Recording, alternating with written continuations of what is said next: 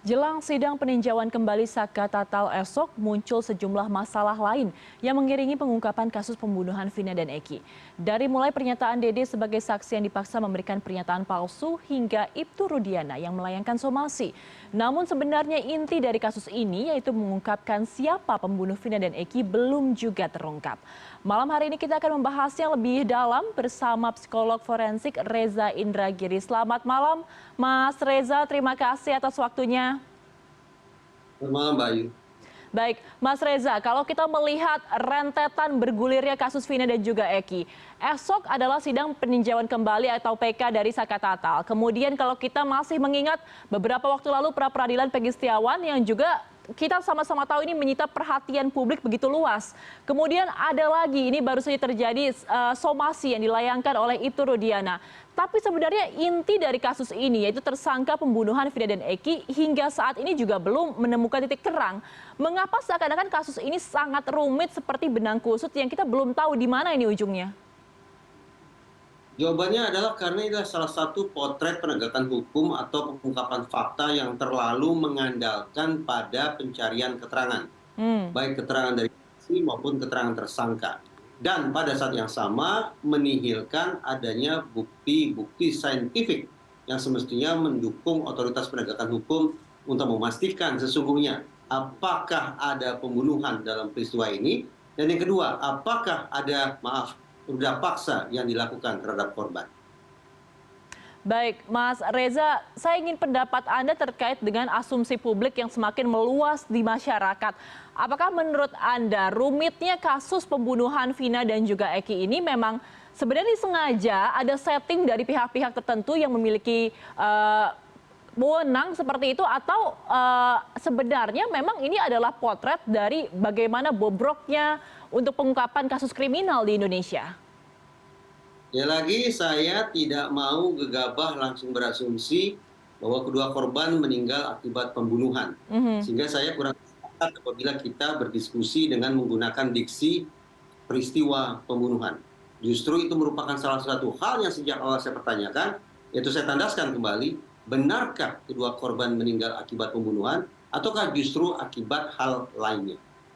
Nah, ini merupakan salah satu hal yang semestinya bisa diuraikan secara jernih pada tahun 2016 dan kemudian dikoreksi pada tahun 2024 Oke. oleh pihak yang sama, yaitu pihak Polda Jabar. Namun sayang beribu sayang, kesemrawutan penegakan hukum pada tahun 2016 saya nilai gagal untuk dimitigasi oleh Polda Jabar. Inilah yang membuat kita semakin bertanya-tanya tentang sesungguhnya seberapa jauh otoritas kepolisian dalam hal ini Polda Jabar sudah bekerja secara proporsional, prosedural, dan profesional. Baik, Mas Reza tadi menarik Anda mengatakan bahwa ini adalah potret di mana pihak kepolisian atau penegak hukum mengabaikan bukti-bukti saintifik yang sebenarnya bisa mengungkapkan kasus ini. Apa maksud Anda bukti-bukti saintifik yang diabaikan ini? Keterangan adalah barang yang menurut psikologi forensik paling potensial mengganggu penegakan hukum.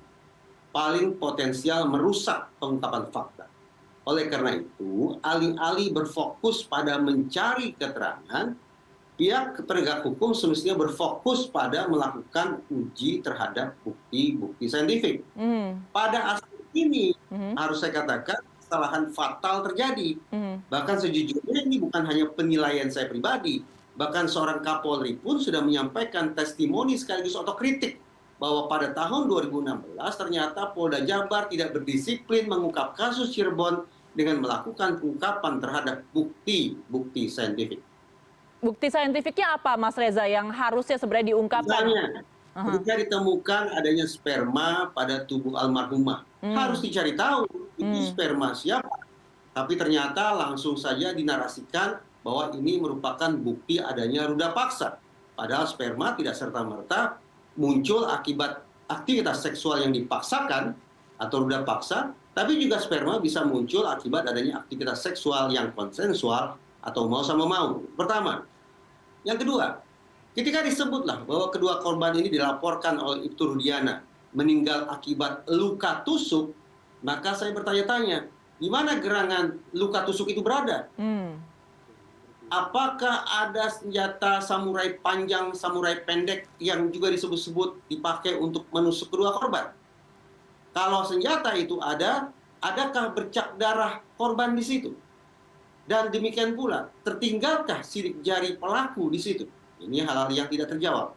Dan yang ketiga, yang pada pekan-pekan belakangan ini sungguh-sungguh saya cari adalah di mana gerangan bukti komunikasi elektronik yang dilakukan oleh baik para tersangka, sekarang terpidana, maupun bukti komunikasi elektronik yang dilakukan oleh kedua korban.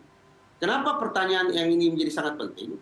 Bukti saintifik yang sangat penting untuk menunjukkan adalah pada malam itu, adakah sesungguhnya tanda-tanda komunikasi bahwa para tersangka sedang berupaya melakukan upaya untuk merealisasikan rencana pembunuhan mereka? Ada atau tidak sesungguhnya?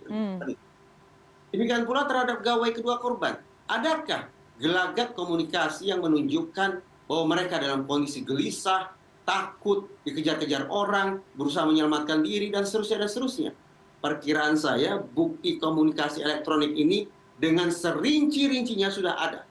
Sehingga memberikan gambaran kepada kita tentang misalnya, apakah kedua korban masih dalam kondisi bernyawa atau tidak pada jam yang disebut-sebut sebagai waktu penemuan jasad kedua korban di jembatan tersebut. Ini bukti komunikasi elektronik alias bukti saintifik yang menurut saya seandainya diungkap dan dibawa ke ruang hukum, sangat mungkin akan mengubah simpulan kita tentang kasus Cirebon, sangat mungkin mengubah 180 derajat nasib para terpidana. Baik, Mas Reza, tapi menurut informasi yang Anda dapatkan dari beberapa bukti saintifik tadi, ada luka tusukan, kemudian juga ada alat elektronik seperti handphone, itu tidak ada ya informasinya ya, hingga saat ini? Itu yang saya pernah kali pertanyakan. Kalau itu dia mengatakan bahwa kedua korban meninggal akibat ditusuk, di mana gerangan luka tusuk itu berada? Ya, baik. Demikian pula bukti komunikasi elektronik. Saya yakin benda itu ada dengan serinci-rincinya. Siapa dengan siapa, melakukan komunikasi tentang apa, pada jam, menit, dan detik berapa, perkiraan saya barang bukti itu ada. Tapi tersimpan yang harus kita cari bersama. Oke, Mas Reza, setelah kasus kemarin ya, kita masih mengingat salah tangkap dari Peggy Setiawan. Hingga hari ini belum lagi ada update informasi dari pihak kepolisian mengenai daftar pencarian orang atau tersangka. Apa yang perlu kita perhatikan dalam hal ini? Apakah ini adalah indikasi kepolisian semakin berhati-hati atau memang pace untuk pengungkapan tersangkanya ini semakin melambat saat ini justru teralihkan dengan kasus-kasus lainnya? Saya justru sejak awal mengemukannya kegemparan kasus Cirebon, memandang bahwa Polda Jabar tidak usah memprioritaskan mencari-cari DPO. Bukan mencari DPO, tapi mencari-cari DPO. Kenapa? Karena perkiraan saya, nama-nama DPO yang muncul di dalam berkas hukum itu datang dari hasil pemeriksaan yang menggunakan cara-cara kekerasan. Jadi para saksi, atau mungkin juga para tersangka menyebutlah sekian nama yang kemudian berstatus sebagai buron, namun nama-nama itu muncul lebih karena adanya tekanan yang sedemikian menyakitkan yang harus mereka terima dari pihak interrogator. Itu perkiraan saya.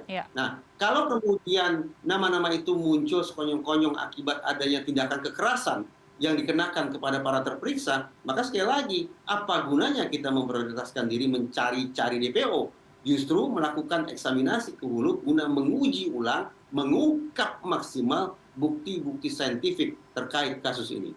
Baik, Mas Reza, terakhir dengan beragam kasus yang mengiringi pengungkapan tersangka pembunuhan Vina dan juga Eki, kita dibingungkan, masyarakat overwhelmed dengan berbagai macam berita yang lainnya.